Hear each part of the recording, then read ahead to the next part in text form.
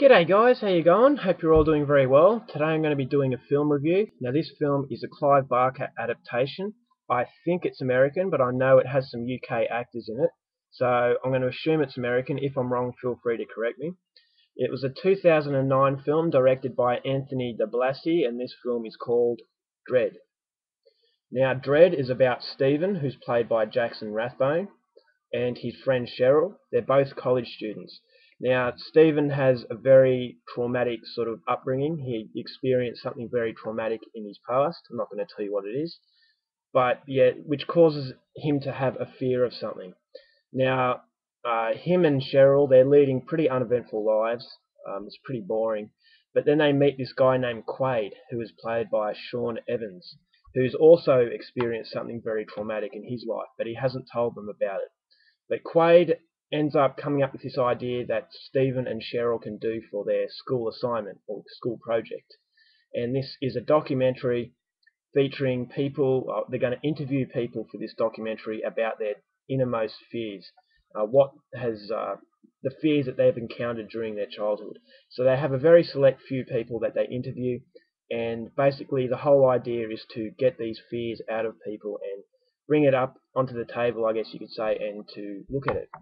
And so this comes across as a very good idea, something that's very powerful, very emotional, and they see this as a very good opportunity to get some good grades. So Quaid's a little bit weird. He's a bit older than Cheryl and Stephen, but he seems to have good intentions. But Quaid kind of hides his traumatic past from these two, and it seems that, well, it appears that Quaid is doing this sort of documentary for different reasons, much for himself rather than helping Cheryl and Stephen. And what he wants from this documentary is a lot different to what Stephen and Cheryl want. He's a lot more serious about this, and as the documentary goes further and further, Quaid's behaviour gets more and more strange and more intense, and then it eventually spirals out of control. And yeah, I'm not going to give anything else away. If you actually read the back of this cover, it gives a little bit too much away. So I'm not going to say what the traumatic experiences were with them, but I will say that Quaid is a person with a lot on his mind, and his intentions for this documentary are a lot different to what Stephen and Cheryl's are. So Quaid really hasn't told them everything or what his intentions are. So that's as far as I go with the story. Now Stephen is played by Jackson Rathbone from Twilight Saga, and it actually says on the front cover here, Jackson Rathbone, star of the Twilight Saga. Now when I saw this in the shop, I read that, Jackson Rathbone, and I thought, oh god, some wanker from Twilight, this is going to be shit. But yeah, so I avoided it for a very long time. I just kept going past it, and I thought, no, Jackson Rathbone, anything to do with Twilight, I hate. So I just kept skipping it.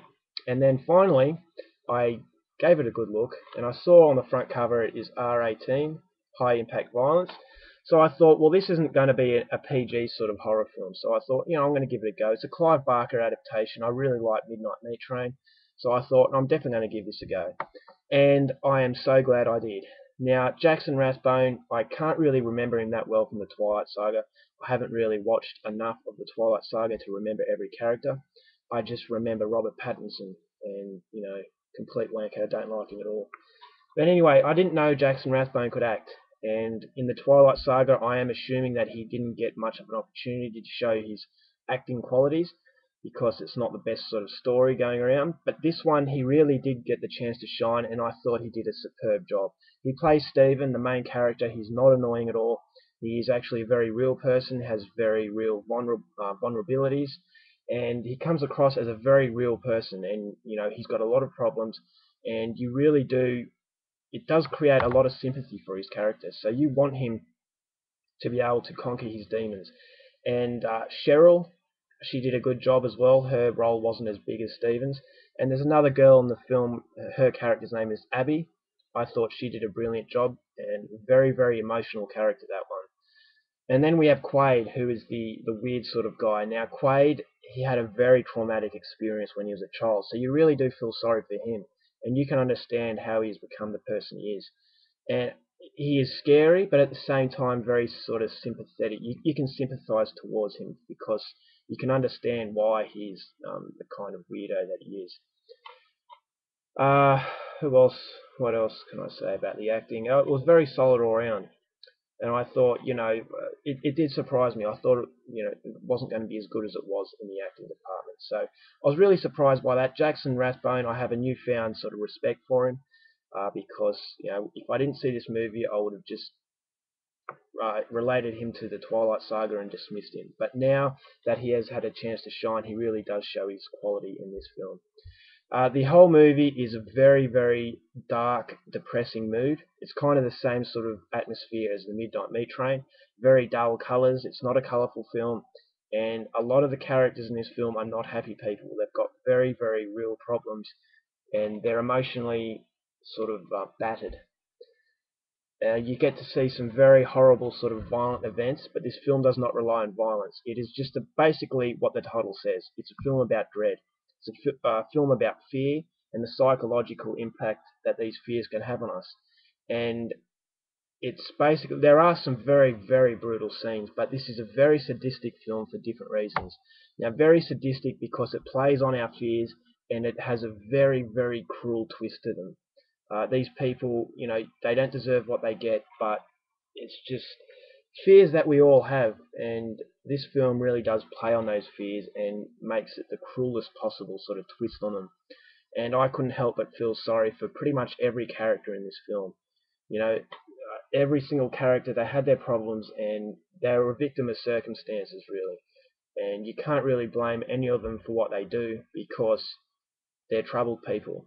And the real enemy in this film is the dread, fear, the psychological aspect of fear. That is the only real villain in this film. And so it really does create a very unique experience, which is a very fresh, a breath of fresh air, because the usual standard, slasher crap that's been thrown out there. And then you've got films like this, which will make you think a lot, and it is actually a very heartbreaking film. There are some scenes in this film that are very heartbreaking, very brutal, disturbing, twisted, cruel, just a very sadistic movie, but it isn't like any movie you've probably seen. Now, as I said, there are some graphic death scenes, but it's not really the death or the graphic nature of the film that makes it so powerful. It's just the psychological element to it. It really does feed on our fears, and as I said, it's a very cruel take on dread. And it's appropriately titled because that's what you will feel watching this movie, dread. At no point will you feel good. The ending is absolutely heartbreaking and powerful. I was really happy with what I got, to be honest. Now, if you're a sadistic sort of person, you will like this film. As I said, there is enough graphic death to satisfy gorehounds, but if you really want something that's going to test you out and make you think, then definitely pick up Dread.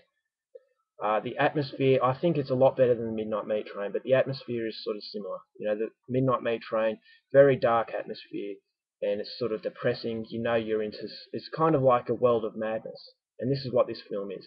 It is just a descent into madness, our fears, and very, very psychological look at horror. So, I was very surprised by this. Don't be put off with the fact that someone from the Twilight Saga is in it. This is a very sadistic movie, a very cruel movie, and disturbing to say the very least. It's a really messed up film.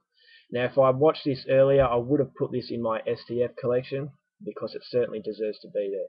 So if you like this, if you think this sort of film is going to be for you, then I highly recommend you get it. Alright guys, that's my review. I hope you enjoyed it, and I'll see you later. Bye.